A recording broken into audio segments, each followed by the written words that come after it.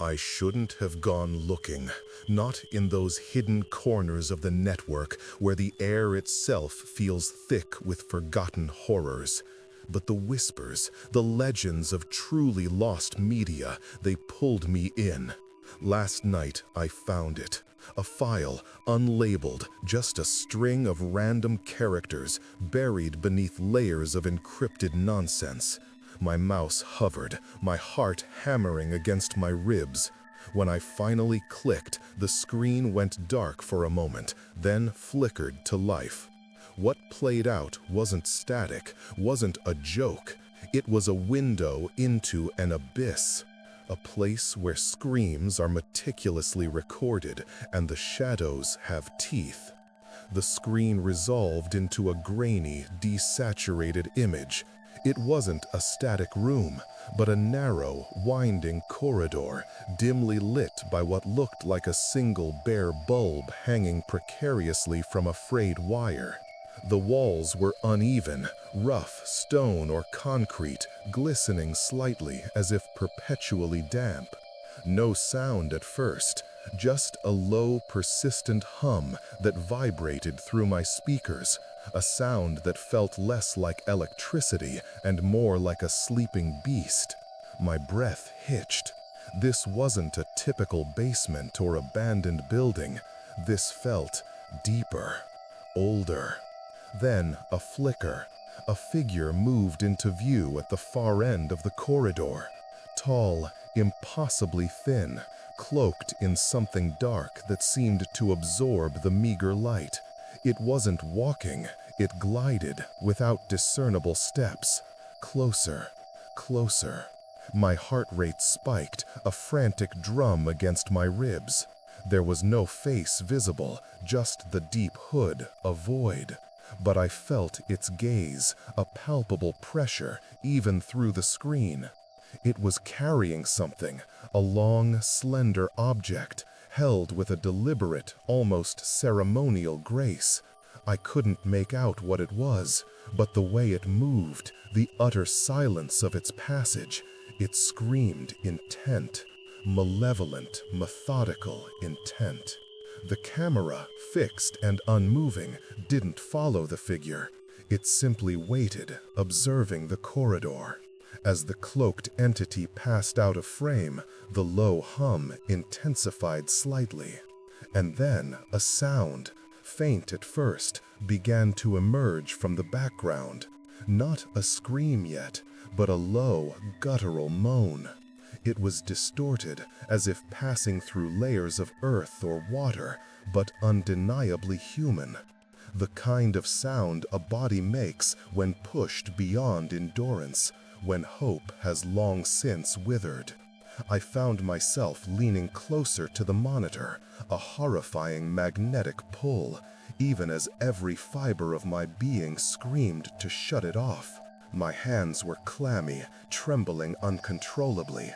The meticulous recording wasn't just about the camera's fixed position, it was about the timing, the figure's movement, the precise moment the moaning began.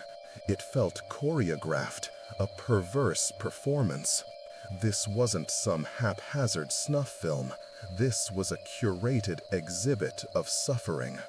The moans grew, not louder, but more desperate, more ragged.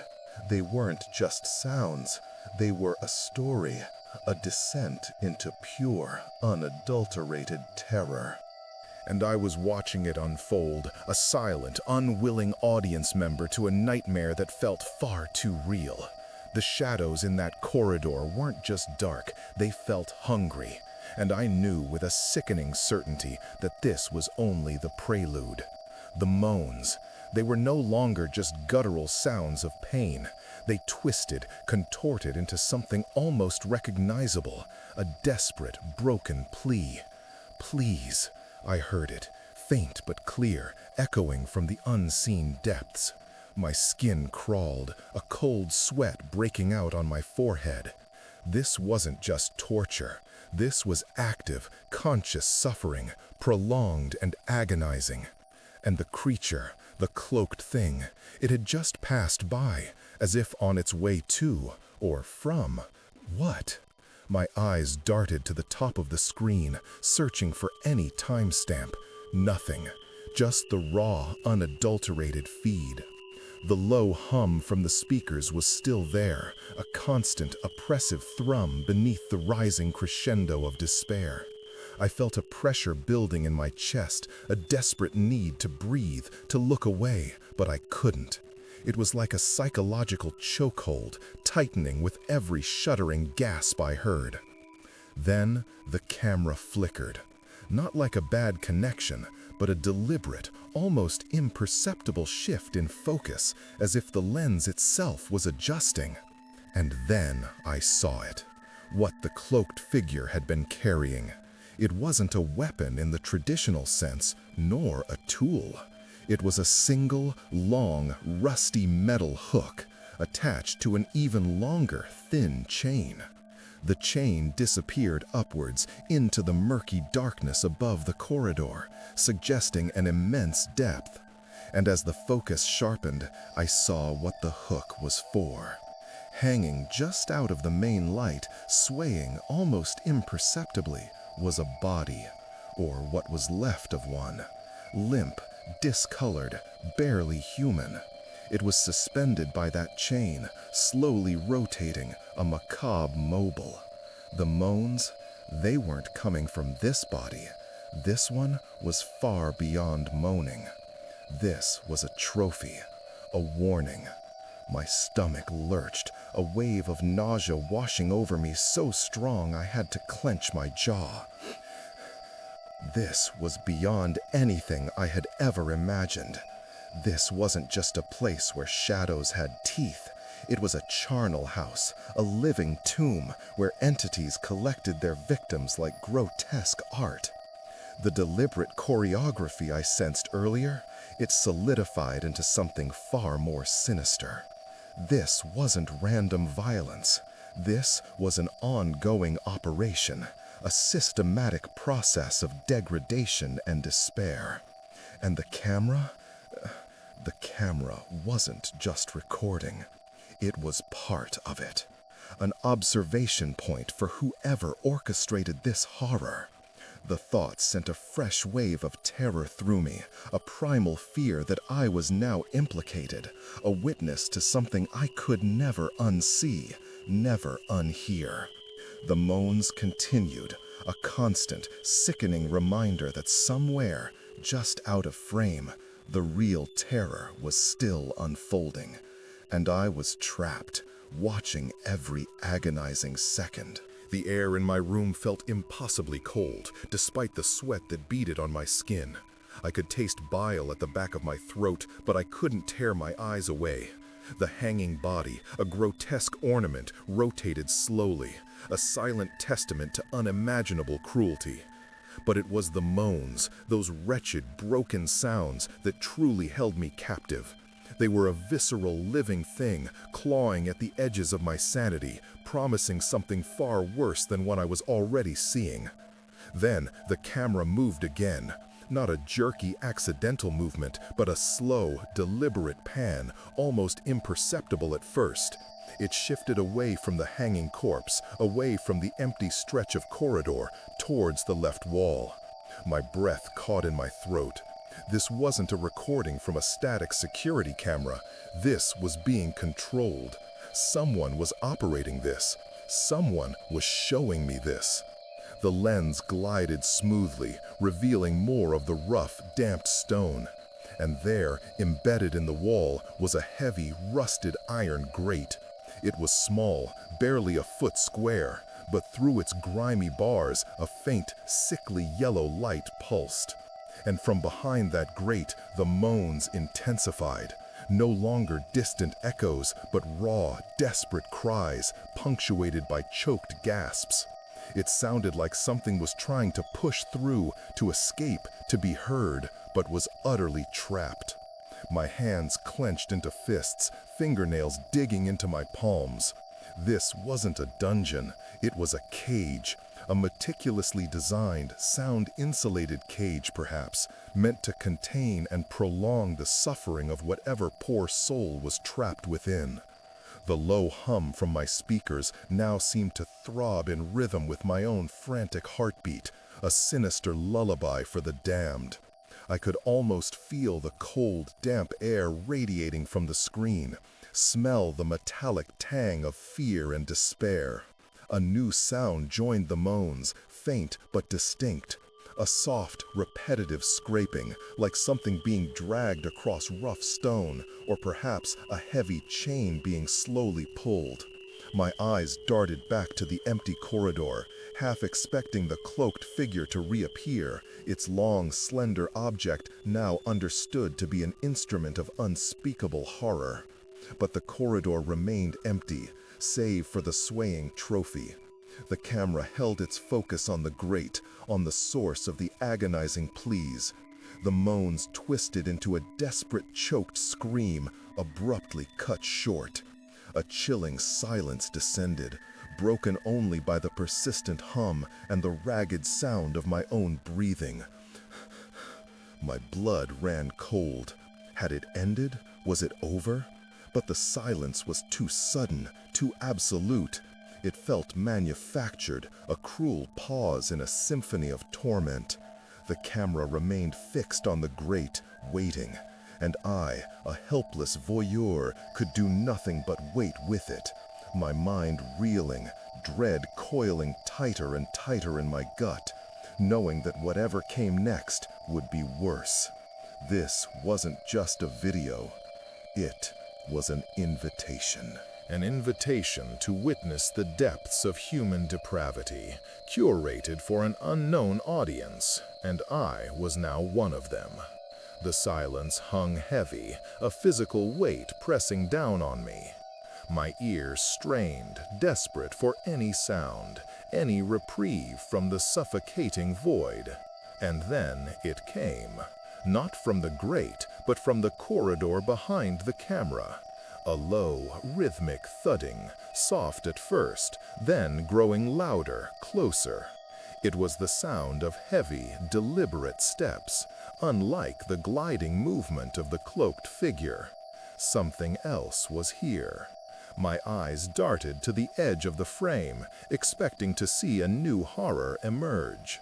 But the camera didn't move. It remained fixed on the grate. And now a new sound emanated from behind it. A wet, tearing sound, followed by a sickening crunch.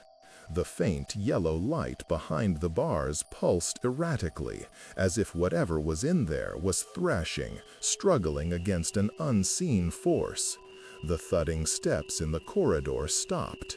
Everything was still again, except for the frantic pulsing light and the muffled, desperate whimpers now escaping the grate. It wasn't the sound of pain anymore, but pure, unadulterated terror, an animalistic fear. Then a single, skeletal hand, impossibly long and bony, reached through the bars of the grate. It was pale, almost translucent, its nails jagged and black. It scrabbled at the stone, desperate, before another, even larger hand, dark and cloaked, slammed onto it from the other side, pinning it against the bars. The whimpers intensified, then choked off. The cloaked figure. It had returned, but it wasn't in the corridor.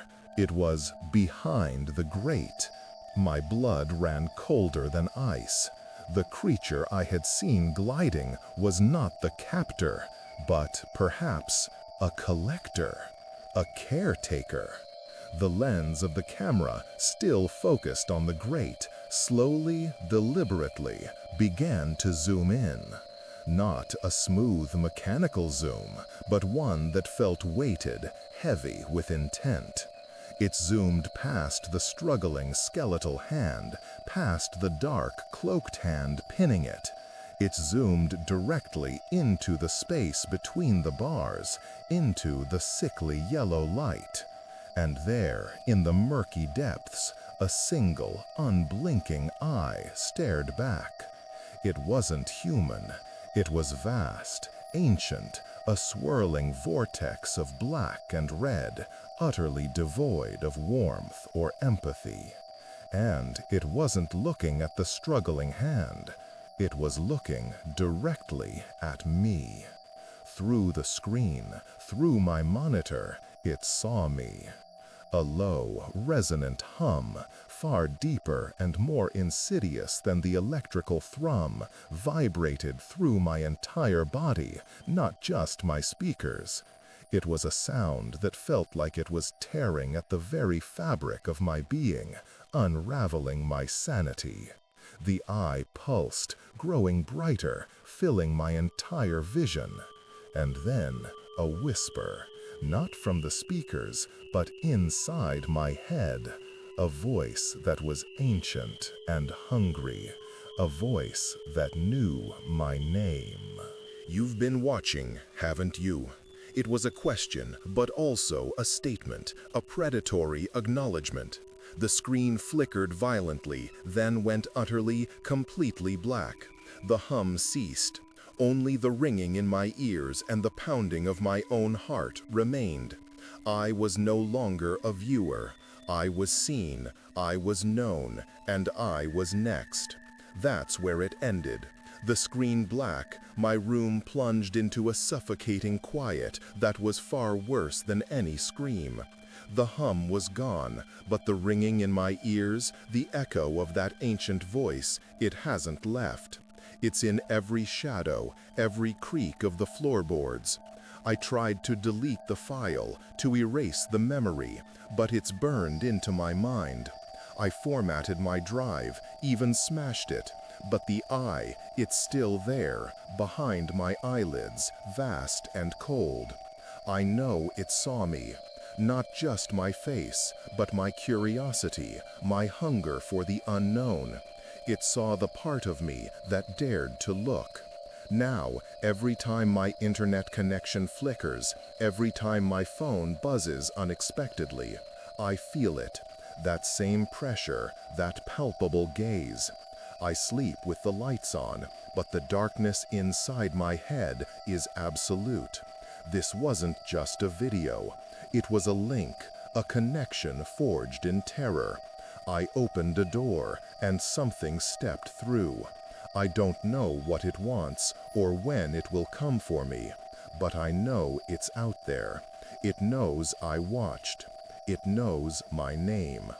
Have you ever felt it? That prickle on the back of your neck after diving too deep, after seeing something you shouldn't have. That creeping suspicion that you're no longer alone in your digital solitude. Be careful what you seek in the hidden corners of the web. Some things don't just stay on the screen. They reach out, and sometimes they find you.